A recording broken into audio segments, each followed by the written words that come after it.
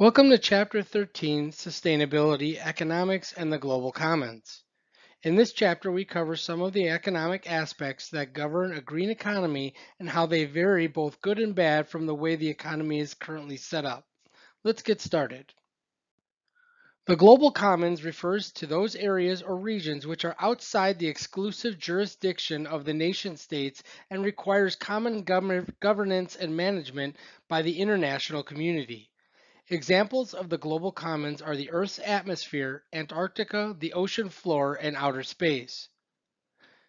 It is in this regard that the environment is also one of the global commons and requires cooperation and protection by the global community. The global commons are exploited in the following manner: industrialization and technological development, for bringing about development and industrialization and to satisfy the insatiable greed for more, human beings have permanently damaged the environment, inflicting permanent damage to the biodiversity leading to the extinction of many species of plants and animals. Excessive urbanization and industrialization have increased the pollution, led to deforestation, and brought about dramatic changes in climate. Antarctica is facing a rapid environmental degradation due to increasing pollution and the effects of global warming. Parts of the Antarctic and Arctic regions have also been degraded from the waste of oil spills. Finally, the global ocean is polluted through the dumping of wastes and overfishing in the seas, thereby endangering the marine life. The United Nations has called for active cooperation of the nation states in order to manage the ocean floor, to bring about fisheries management, and to control the dumping of hazardous wastes and chemicals, oil spills, etc., into water bodies. Earth is on a budget, an energy budget. Our planet is constantly trying to balance the flow of energy in and out of Earth's system. But human activities are throwing that off balance, causing our planet to warm in response. Radiative energy enters Earth's system from sunlight that shines on our planet. Some of this energy reflects off Earth's surface or atmosphere back into space. The rest gets absorbed, heats the planet, and is then emitted as thermal radiative energy the same way that black asphalt gets hot and radiates heat on a sunny day. Eventually, this energy also heads toward space, but some of it gets reabsorbed by clouds and greenhouse gases in the atmosphere. The absorbed energy may also be emitted back toward Earth, where it will warm the surface even more. Adding more components that absorb radiation, like greenhouse gases, or removing those that reflect it, like aerosols, throws off Earth's energy balance and causes more energy to be absorbed by Earth instead of escaping into space. This is called radiative forcing, and it is the dominant way human activities are affecting the climate. Climate modeling predicts that human activities are causing the release of greenhouse gases and aerosols that are affecting Earth's energy budget. Now, a NASA study has confirmed these predictions with direct observations for the first time. Radiative forcings are increasing due to human actions affecting the planet's energy balance and ultimately causing climate change. In this section, we take a look at several social and economic theories that are currently in use and some alternate approaches that have been proposed for a greener economy. Neoliberalism is a political and economic philosophy that emphasizes free trade, deregulation, globalization, and a reduction in government spending. It is related to laissez-faire economics, a school of thought that prescribes a minimal amount of government interference in the economic issues of individuals and society. Neoliberalism is a policy model that encompasses both politics and economics. It favors private enterprise and seeks to transfer the control of economic factors from the government to the private sector. However, there are many criticisms to neoliberalism as it is being put into use today. The first is it is misguided free market approach to public services. One common criticism of neoliberalism is that advocating for a free market approach in areas such as health and education is misguided because these services are public services. Public services are not subject to the same profit motivation as other industries. More importantly, adopting a free market approach in the areas of health and education can lead to an increase in inequality and underfunding of resources for areas such as health and education that are necessary for the long term health and viability of an economy. Next is monopolies. The adoption of neoliberal policies in the Western world has run concurrent with the rise in inequality in both wealth and income. While skilled workers may be in a position to command higher wages, low skilled workers are more likely to see stagnant wages. Policies associated with neoliberalism tend to encourage the presence of monopolies, which increase the profits of corporations at the expense and benefits to consumers. Increased financial instability. Contrary to what proponents of neoliberalism typically claim, capital deregulation is not necessarily helped economic development. Rather, capital deregulation has led to an increase in financial instability, including economic events that at times have sent shockwaves around the world. In fact, the International Monetary Fund reports into neoliberalism reveals that an increase in capital flows has been a factor in the increased risk of adverse economic cycles. Next is inequality. Neoliberal policies have been proven to increase inequality. This inequality can hinder the long term growth prospects of an economy. On one end of the spectrum, those who earn a low income have limited spending power. At the same time, those who become richer have a higher propensity to save. In the latter scenario, wealth doesn't trickle down in the way that proponents of neoliberalism claim that it will. And finally, globalization. Finally, neoliberalism's emphasis on economic efficiency has encouraged globalization, which opponents see as depriving sovereign nations of the right to self determination. There are some environmental critiques of neoliberalism, including the following: consumerism. The rise of neoliberalism has seen a concomitant rise in consumer culture around the world. People who were happy to live with a small environmental footprint now have access to the global market as a whole. We are using far more resources as a planet than ever before. Since the resources are finite, we are quickly depleting many important natural resources. The next is resource distribution. The demand for trade of goods within a neoliberal open market system drives consumerism and thus resource exploitation. Thus, demands for resources are increasing, which is driving up the price of many resources in consumer goods. This is creating an unequal distribution of resources based on market forces. Next is inequality. The inequalities associated with neoliberal policies can lead to global, national, and local inequalities based on access to resources and access to markets. Perhaps the best illustration of this situation comes from the world of food and agriculture. The drive for open markets in the food industry gives large multinational corporations access to markets around the world. This access can change traditional food production systems that value large farmers over small farmers. There have been many protests against the globalization of the food systems in places like France, South Korea, and India. Indeed, in part as a result of neoliberal policies in India, tens of thousands of farmers have committed suicide over the last decade.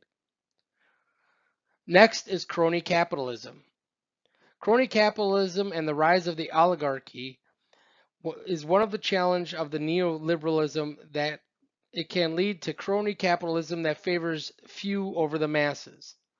To reach and work within a global economy, special knowledge and skills are needed. As a result, not all are able to participate within a global economy. Plus, distinct political access is needed to make international business deals and gain access to some markets. The net result of this is that the wealth of the world is being managed by a limited number of individuals. The gap between the rich and the poor is increasing. After the fall of the Soviet Union, state run economies in many areas came into the hands of individuals who now run parts of Eurasia within an oligarchical system. An oligarchy is an organization or government that is managed by a handful of people, often in support of their own interests. Many have criticized neoliberalism because they feel that it can lead to oligarchical activities by governments. Indeed, many note that the presidency of Donald J. Trump highlights how powerful people can get away with serious ethical flaws. The combination of crony capitalism and inequality provide a unique crucible for corruption. Finally, debt. One of the outcomes of neoliberalism is national and personal debt. In a drive towards development, many countries must take significant improvements in infrastructure. Loans must be taken to advance energy production, build roads, and improve water and sewer systems. Taken together, these sound like great ideas. However, for a small, impoverished country to quickly develop Western style infrastructure is difficult without burdensome loans. Many countries take on debt that they can ill afford from wealthy nations or organizations that set requirements on government policy. This debt, therefore, puts some national policies under the control of outside organizations in a strange form of colonialism. Individuals, too, can take on more debt than they can manage as they gain access to global consumer goods like televisions, cell phones, and computers. While access to these goods may seem like a good thing, there are distinct local and national challenges for emerging economies within the globalized neoliberal economic system. Environmental economics originated in the 1950s and 60s in the West. It became popular due to the increased concerns and awareness about environmental pollution which resulted from the 19th century Industrial Revolution. Its key objective was to understand the correlation between environment and economy. This would help make better decisions that are beneficial to the economy and have a minimal negative environmental impact. Consider the example of highway construction. It will help with the logistics and supply chain in the region, but leads to habitat loss, pollution, etc. However, if the government could provide another habitat for the wildlife which resembles the existing one, it would cause little damage. Also, the government can plan to lay out roads using plastic waste collected from around the country. It sounds like an attractive proposition, but of course, some would claim that an artificial habitat for the wildlife would not really compensate for the original one. Yet it would be better than just claiming the land and letting the animals wander. Hence, it is a strategy that generates minimal impact in the long run. However, many of the strategies that used currently to compensate for the adverse global environmental impacts are considered ineffective by most. These strategies include carbon offsetting, cap and trade, and carbon tax. Let's look at these in detail. Number one is carbon offsetting. The goal here is to offset or compensate for the carbon emissions. Most factories and consumers offset their carbon footprint by planting trees or taking up small scale farming. A carbon offset credit helps us to measure the magnitude and effectiveness of this trade. Two is cap and trade. In this method, the companies have permission to emit carbon up to a certain limit, after which they need to pay tax for the same. For example, in some countries, companies have permission to emit a maximum of 1 ton carbon. However, it does not provide certainty in controlling carbon emissions, and some even worry that it allows big companies to keep polluting the environment. Number three is carbon tax. The government taxes the companies based on the amount of carbon produced in an effort to protect the environment. But unfortunately, the additional price passes on to the consumers who end up paying for it. Thus, the companies do not usually take the burden. These measures are mere compensation methods and the harm is still done. Producing tons of carbon and planting saplings elsewhere or paying an insignificant amount is not the solution. The key is to reduce the production of harmful substances. Using alternative sources of renewable energy, proper waste management, efficient resource allocation, and conservation of energy and other resources are the need of the hour. As a result, natural resource and environmental economics is an area gaining momentum today. Environmental ethics is a branch of ethical thought that focuses on the relationship between humans and their natural environment. It is a holistic approach to understanding and evaluating our moral obligations to protect and preserve the environment. Environmental ethics seeks to bring together the interests of both humans and the environment, recognizing that both are interdependent and have intrinsic value. A variety of ethical theories, including consequentialism, utilitarianism, and virtue ethics, define environmental ethics. These ethic theories provide a framework for understanding the moral obligations we have to the environment and how we should act to protect it. Environmental ethics also draws upon the fields of philosophy, economics, ecology, and law, providing a comprehensive approach to understanding and evaluating the moral implications of human actions. Here are some of the important aspects of environmental ethics. They include environmental ethics is essential for protecting the environment, species, and resources. It promotes sustainable practices and encourages people to become more aware of the impact their actions have on the environment. It emphasizes the interconnectedness of all living things and the need to respect them. It encourages us to think about our place in the world and how we can contribute to preserving the natural environment. Environmental ethics helps to build better relationships with nature, recognizing its intrinsic value, not just instrumental value. It encourages us to think beyond our immediate needs and consider the long-term implications of our actions. It teaches us responsibility towards the environment, advocating for environmentally friendly practices that help protect natural resources. Finally, environmental ethics also promotes better public policies and laws which help ensure that our environment is properly cared for. So here are the principles of environmental ethics. Respect the intrinsic value of nature. Nature should not be treated as a commodity or resource to be exploited and discarded. Interdependence of species and ecosystems, where humans depend on nature and natural systems, we must recognize our role in preserving and protecting the environment. Ecological sustainability. We must strive to use resources responsibly with an eye to preserving ecosystems and biodiversity. Human responsibility, where we are responsible for our own actions and decisions and their consequences for the environment. Human equity, where we must strive for just world where the rights and needs of humans, animals, and plants are respected and protected. Precautionary principle, where we should take precautions against environmental harm even when scientific evidence is inconclusive. Right to know is where individuals have the right to access information about environmental issues. And finally, the right to participate, where citizens have the right to participate in environmental decision-making processes. Green economics is a methodology of economics that supports the harmonious interaction between humans and nature and attempts to meet the needs of both simultaneously. Green economists may study the impact of alternative energy sources, sustainable agriculture, wildlife protection, or environmental policies.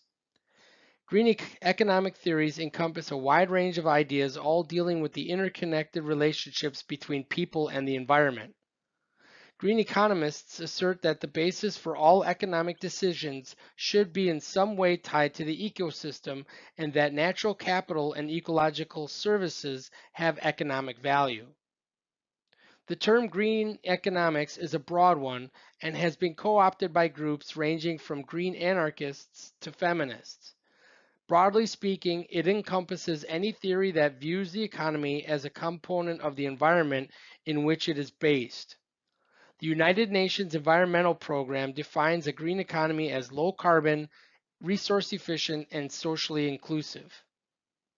As such, green economists generally take a broad and holistic approach to understanding the modeling of economies, paying as much attention to the natural resources that fuel the economy as they do the way the economy itself functions. Broadly speaking, supporters of this branch of economics are concerned with the health and nature environment and believe that actions should be taken to protect nature and encourage the positive coexistence of both humans and nature.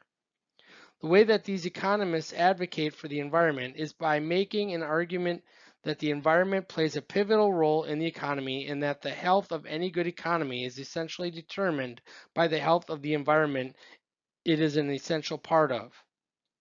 While the idea of an equitable economy powered by renewable energy sources is alluring, green economics has its share of critics. They claim that green economics attempts to decouple economic growth from environmental destruction and have not been very successful. Most economic growth has occurred on the back of non renewable technologies and energy sources. Weaning the world from these energy sources requires effort and has not been entirely successful endeavor. The emphasis on green jobs as a social justice solution is also fallacious, according to the critics. The raw material for green energy in several cases comes from rare earth minerals mined in inhospitable conditions by workers who are paid cheaply. An example of this is electric cars, whose batteries may be made from raw materials mined from fragile rainforests and regions racked by civil war. Another criticism of green economics is that it is focused on a technological approach to solutions, and consequently, its market is dominated by companies with access to the technology. In many ways, green economics is closely related to ecological economics in that it views natural resources as having a measurable economic value and in how they focus on sustainability and justice. But when it comes to the application of these ideas, advocates of green economics are more politically focused. Economists advocate for a cost accounting system in which the entities, such as governments, industries, and individuals, who do harm or neglect natural assets are held liable for damage they cause. Deep ecology, a movement initiated by Norwegian philosopher Arne Naess in 1972, posts two main ideas. The first is that there must be a shift away from human centered anthropocentrism to ecocentrism, in which every living thing is seen as having inherent value regardless of its utility. Second, that humans are part of nature rather than superior and apart from it, and therefore must protect all life on Earth as they would protect their family or self. Although it built on the ideas and values of earlier eras of environmentalism, deep ecology had a significant influence on the larger movement, emphasizing philosophical and ethical dimensions. Along the way, deep ecology gained its share of critics as well, but its fundamental premise remained relevant and thought provoking today in this era of dual biodiversity and climate crises. Arne Naess conceived of two types of environmentalism. One he called shallow ecology movement. This movement, he said, is concerned with the fighting against pollution and resource depletion, but with its central objective, the health and affluence of people in developed countries. Shallow ecology looked to technological fixes like recycling, innovations in intensive agriculture, and increased energy efficiency, all capable of significant impacts, but not, in Naess's view, capable of reversing the damage that industrial systems were doing to the planet. Only by questioning these systems and pursuing a complete transformation of the ways people interacted with the natural world could humans achieve just long-term protection of ecological systems. The other environmentalism Naess called the long-term deep ecology movement, a deep questioning of the causes of environmental destruction and the reimaging of human systems based on values that preserve ecological diversity and the cultural diversity they supported. Deep ecology, Naess wrote, involved an ecological egalitarianism in which all life on Earth had a right to exist and thrive, and assumed an anti-class posture. It too was concerned with pollution and resource depletion, but only wary of unintended social consequences, such as pollution controls causing a price rise on basic goods, thus reinforcing class differences and inequalities. The 8 principles of deep ecology include the following. First, the well-being and flourishing of human and non-human life on Earth have value in themselves. These values are independent of the usefulness of the non-human world for human purposes. Number 2, richness and diversity of life forms contribute to the realization of these values and also values in themselves. Number 3, humans have no right to reduce this richness and diversity except to satisfy vital needs. 4, present human interference with the non-human world is excessive and the situation is rapidly worsening. 5. The flourishing of human life and cultures is compatible with substantial decrease in the human population. The flourishing of non-human life requires such a decrease. 6. Policies must therefore be changed. The changes in policies affect basic economic, technological, and ideological structures. The resulting state of affairs will be deeply different from the present. 7. The ideological change is mainly that of appreciating life equality and adhering to a higher standard of living. There will be a profound awareness of the difference between big and great. Finally, 8, those who subscribe to the foregoing points have an obligation directly or indirectly to participate in the attempt to implement the necessary changes. Ecofeminism, also called ecological feminism, is a branch of feminism that examines the connections between women and nature.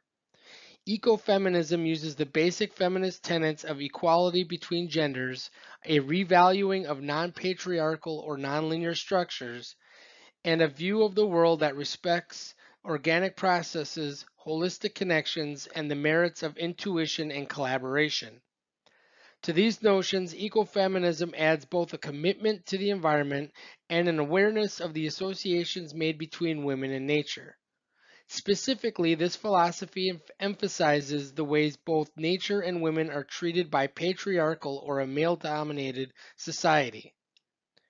Ecofeminists examine the effect of gender categories in order to demonstrate the ways in which social norms exert unjust dominance over women and nature. The philosophy also contends that those norms lead to an incomplete view of the world, and its practitioners advocate an alternative worldview that values the earth as sacred, recognizes humanity's dependency on the natural world, and embraces all life as valuable. The following are the 5 main ecofeminist principles. First, both the oppression of marginalized groups and the oppression of nature are connected by cause. Patriarchal dominance, which presupposes masculine attributes as more valuable, has led to the degradation of nature, along with the marginalization of groups, including but not limited to women, children, and people of color. Capitalism further propels this oppression as it places value on productivity by any means and subsequently does not value many attributes considered feminine, including nature itself. Number 2, we must replace our culture of domination with an ethic of care. Ecofeminism advocates for overhauling this entire masculine system of domination and exploitation and replacing it with an ethic of care, an approach to morality grounded in feminine characteristics of care and nurturing. This approach focuses on human benevolence and acting in a way that prioritizes care for others. 3. All forms of oppression are unacceptable and interconnected. Under ecofeminism, all forms of oppression are not acceptable. For environmentalism to be all-encompassing, it has to consider all people. Women, people of color, and the LGBTQ community all face particular issues, and when these issues overlap, their effects become compounded. Number 4, understanding these connections is necessary for equitable change.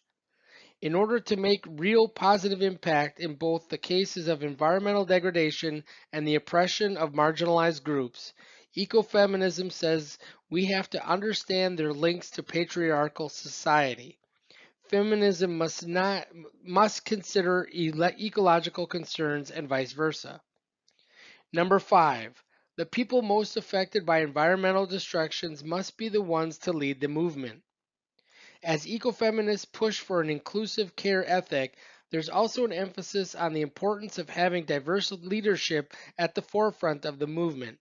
In particular, the people who are most affected by environmental destruction, women, particularly indigenous women and other women of color, are the ones who are best equipped to address it and identify the right solutions. An externality occurs when an exchange between a buyer and seller has an impact on a third party who's not part of the exchange. An externality is sometimes also called a spillover, which can have a negative or positive impact on the third party. If those parties imposing a negative externality on others had to make the broader social cost of their behavior into account, they would have the incentive to reduce the production of whatever is causing the negative externality. In the case of a positive externality, the third party is obtaining benefits from the exchange between the buyer and the seller, but they are not paying for these benefits. If this is the case, then markets would tend to underproduce output because suppliers are not aware of the additional demand from others. If the parties that are generating benefits to others would be somehow compensated for these external benefits, they would have an incentive to increase production of whatever is causing the positive externality. As an example, consider a concert producer who wants to build an outdoor arena that will host country music concerts for a half a mile from your neighborhood. You will also be able to hear these outdoor concerts while sitting on your back porch or perhaps even in your dining room. In this case, the sellers and buyers of concert tickets may both be satisfied with their voluntary exchange, but you have no voice in their market transaction. The effect of a exchange on a third party who is outside or external to the exchange is called an externality. Because externalities that occur in market transactions affect other parties beyond those involved, they are sometimes called spillovers. Externalities can be positive or negative. If you hate country music, then having it wafted into your house every night would be a negative externality.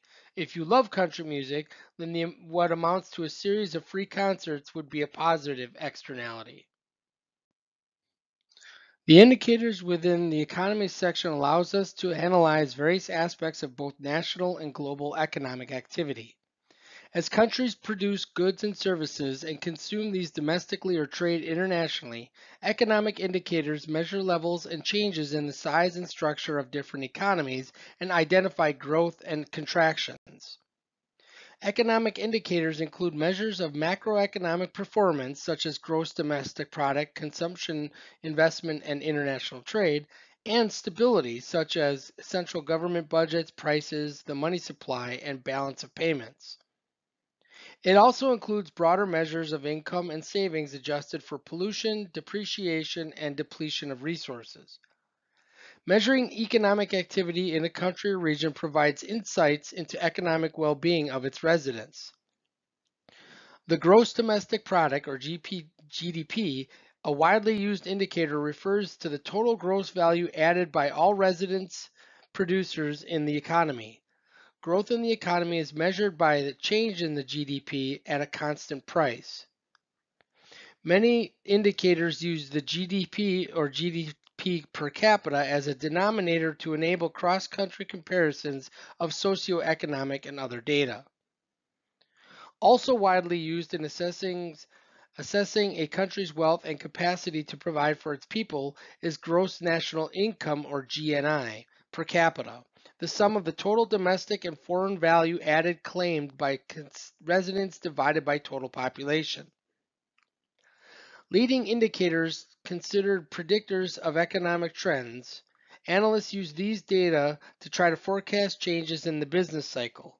Examples of leading indicators include the following: stock prices, building permits, average weekly initial claims for unemployment insurance, and an index of consumer expectations. Coincident indicators fluctuate simultaneously with the business cycle and reflect the current condition of the economy. Examples of coincident indicators include the following: industrial production data, non-agricultural payroll data, and manufacturing and sales data. There are also lagging indicators. Lagging indicators appear after the completion of economic trends and changes in the business cycle. You can use them to analyze the economy in retrospect to confirm other economic data. Examples of lagging indicators include average duration of unemployment, average prime rate charged by banks, and finally, change in labor cost per unit of output. Green growth indicators enable the monitoring of progress towards four main objectives: establishing a low carbon resource efficient economy, maintaining the natural asset base, improving quality of life, and implementing appropriate policy to realize the economic opportunities of green growth. Let's take a look at these in more detail. First, the environmental and resource productivity of the economy. These indicators capture the efficiency with which economic activities, both production and consumption, use energy, other natural resources, and environmental services. The indicators in this group reflect key aspects of the transition to low carbon resource efficient economy, such as carbon and energy productivity, which is outputted per unit of CO2 emitted or total primary energy supplied, resource productivity, which is output generated per unit of natural resource or material used, and multi-factor productivity adjusted for the use of natural resources and environmental services. Most resource productivity indicators are production-based, accounting for the environment flows directly used or generated by domestic production and consumption. They are complemented by demand-based indicators that account for environmental flows used or generated by domestic final demand. Demand-based indicators include environmental flows that are embodied in imports and deduct the environmental flows embodied in exports. The resulting indicators provide insights into the net environmental flows resulting from household and government consumption and investment. Number two, the natural asset base. These indicators reflect whether the natural asset base is being kept intact with sustainable thresholds in terms of quantity, quality, or value. Ideally, they should help identify risks to future growth arising from a declining or degraded natural asset base. Progress can be monitored by tracking stocks of natural resources and other environmental assets along with flows of environmental services. The availability and quality of natural source stocks, including freshwater, forest, and fish resources, the availability and accessibility of non-renewable natural resource stocks, in particular mineral resources including metals, industrial minerals, and fossil energy carriers, and biological diversity in ecosystems, including species and habitat diversity, as well as the productivity of land and soil resources. Number three, the environment dimension of quality of life. These indicators reflect how environmental conditions and environmental risks interact with the quality of life and well-being of people. They also point out how the amenity services of natural capital support well-being. Further, they can show the extent to which income growth is accompanied by a rise in overall well-being. Four, economic opportunities and policy responses. These indicators aimed at capturing the economic opportunities associated with green growth, such as markets for environmentally related products and associated employment. They monitor policy measures to promote the transition to green growth and to remove barriers to that transition. These indicators can help assess the effectiveness of group in delivering green growth. Green jobs are positions that focus on preserving or restoring the quality of the natural environment. The U.S. Bureau of Labor Statistics further distinguishes green jobs as being positions that create goods or offer services that benefit the environment or reduce the use of natural resources. It also classifies a job as a green job if it involves duties that focus on helping to make a company's production processes more eco-friendly, often by using less natural resources. The primary characteristics of a green job include the following: minimizing contamination and waste, reducing greenhouse gas emissions, contributing to the adaptation to climate change, protecting or restoring various ecosystems, increased efficiency of energy and raw material use, reducing and removing pollution, recycling and reuse of materials, promoting renewable energy and energy efficiency, conserving natural resources, and finally educating the public about environmental issues. Due to the wide range of green jobs available today, there is no single training profile for those known as green collar workers. Other than degrees, courses, and postgraduate courses specializing in ecology, green training for a specific job consists of environmental specialization within a sector. However, to enhance your chances of attaining a green job, it is important that you have the appropriate skills and training in the first place, as well as the right mindset and good intentions. The skills and training you'll find useful for green jobs include the following: a degree in a relevant subject such as environmental science, biochemistry, sustainability management, or electrical vehicle engineering; a training course or certificate in a topic relevant to the environmental sector, such as environmental awareness training or an apprenticeship in agriculture, energy, or manufacturing; practical skills that help you contribute towards a circular economy, such as knowing how to repair electrical equipment and mend clothes; relevant work experience or volunteering, like getting involved in local community sustainability projects or work experience of the industry you want to join; and finally, demonstrate transferable skills like good communication skills, critical thinking, creativity, and teamwork, which can be adapted for any industry and any job role.